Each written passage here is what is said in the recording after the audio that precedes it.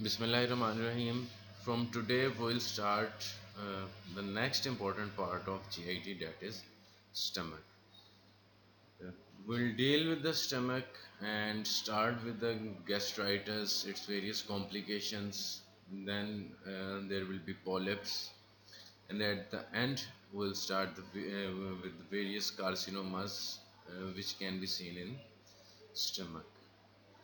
The disorders of the stomach, they are very frequent, especially in our setting. Many people they are taking various kinds of medication. Many people they do not have that very good eating habits. So it is quite common, especially this gastritis that is quite common in our society. So starting off with the first topic, that is gastritis.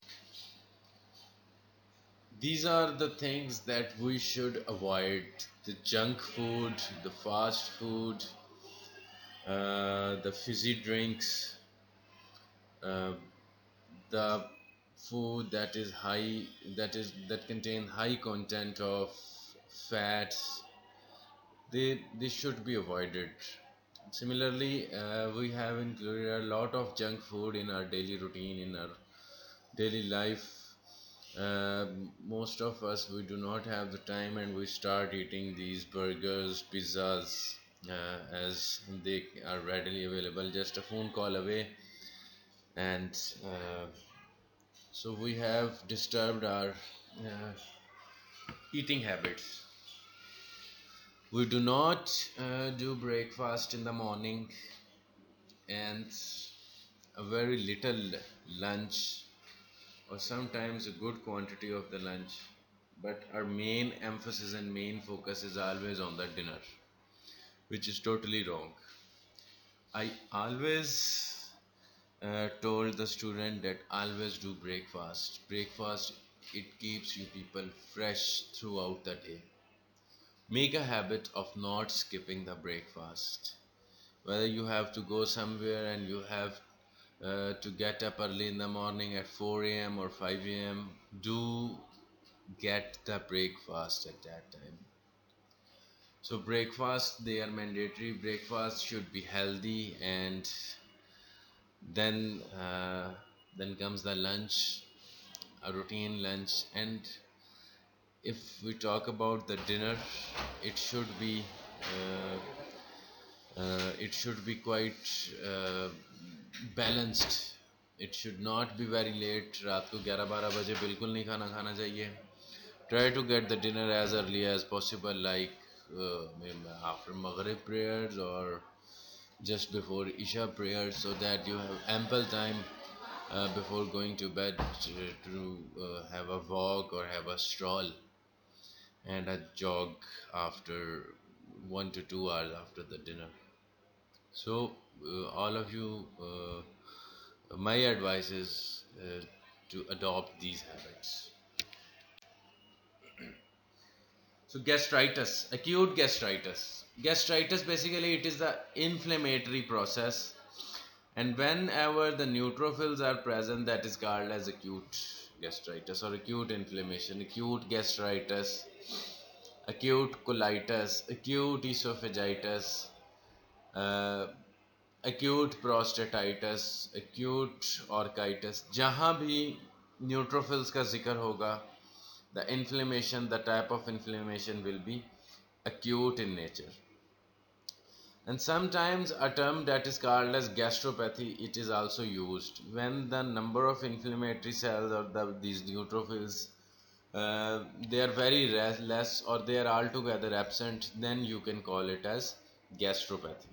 So neutrophils हैं तो acute gastritis, chronic inflammatory cells हैं like lymphocytes and plasma cells, then it will be chronic gastritis.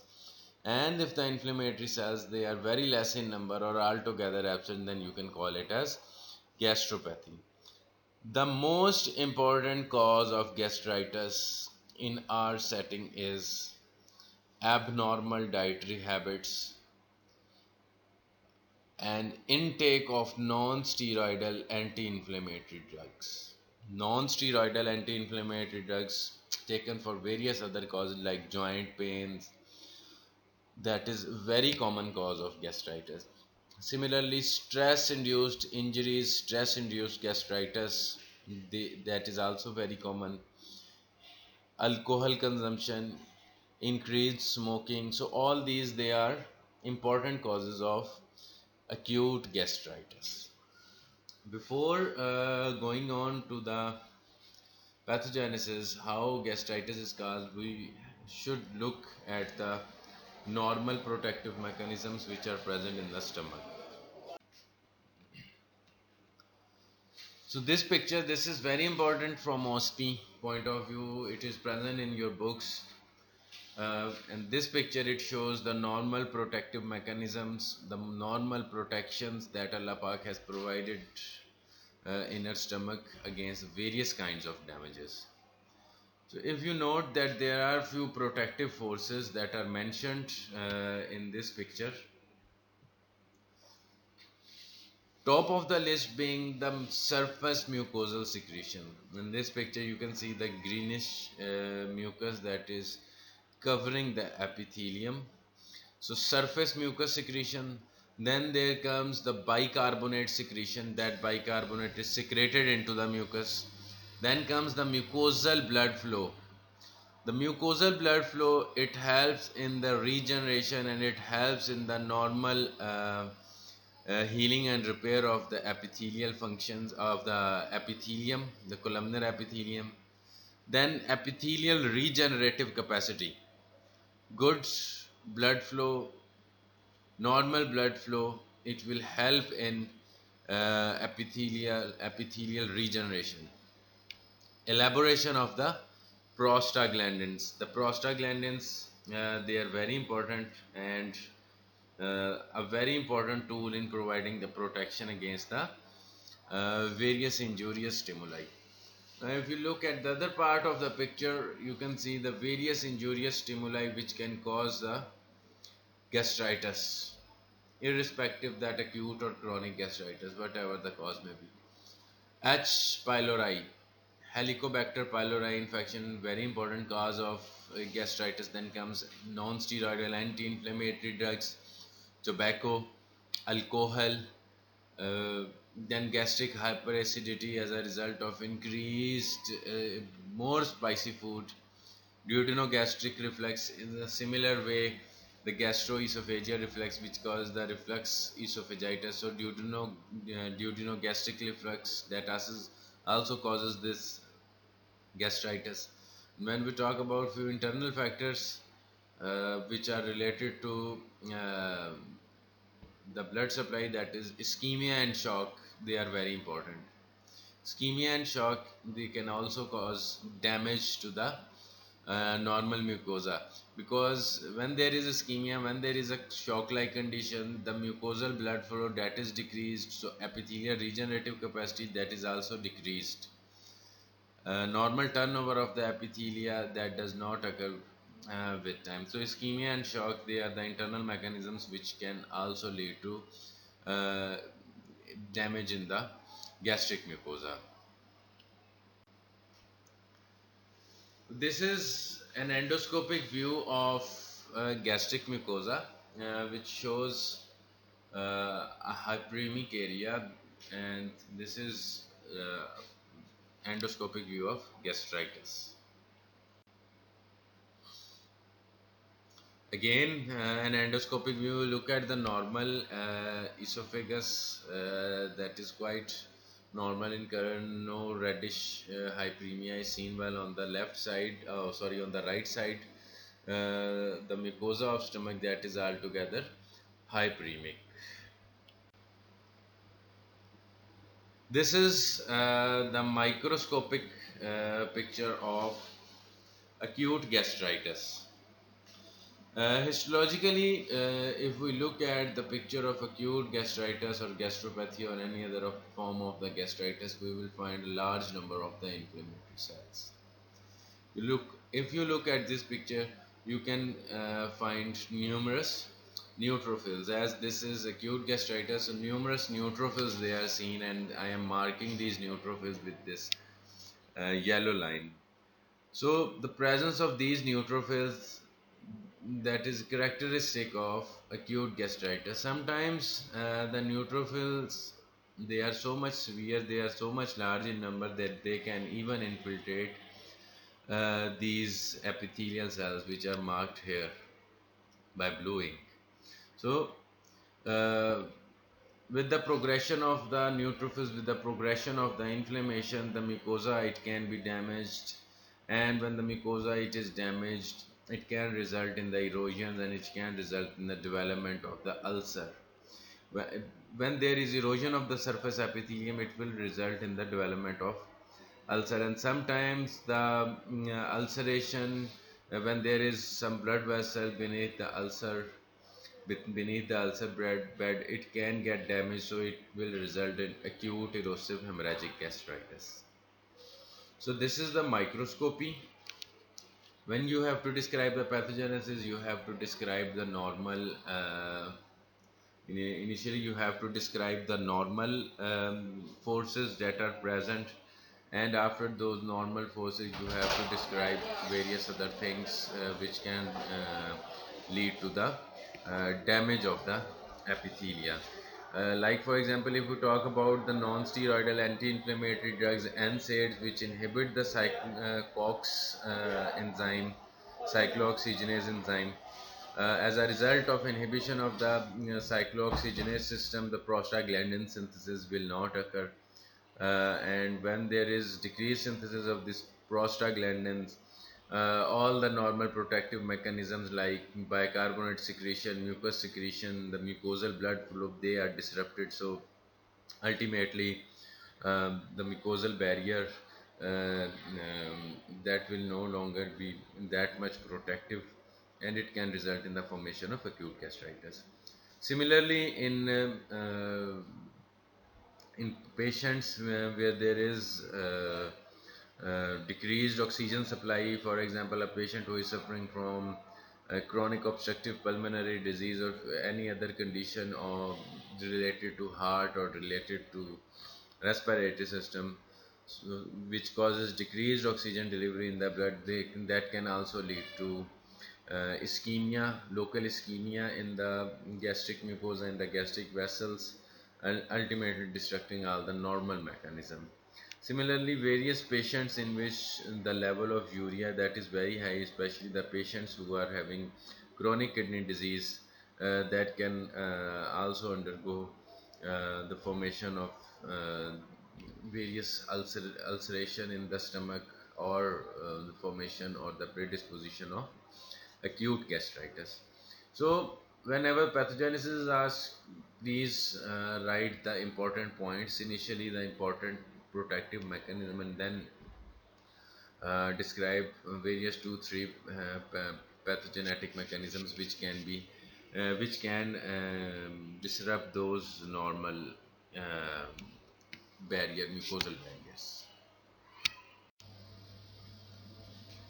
This is another microscopic picture of acute gastritis, and the new number of neutrophils that is more numerous in this picture. And if you can see the point which I told you people in the previous slide, the presence of intraepithelial neutrophils, or the neutrophils, when they are so much increased in number, or when there is so much neutrophilic infiltration, that they can even invade the epithelial cells. Now in this picture, as denoted here by the yellow ink, these are the neutrophils which are present inside the epithelial cells. So this is a classical example of intraepithelial neutrophils. In severe form of gastritis, the neutrophils, they have invaded the epithelial cells of the gastric glands.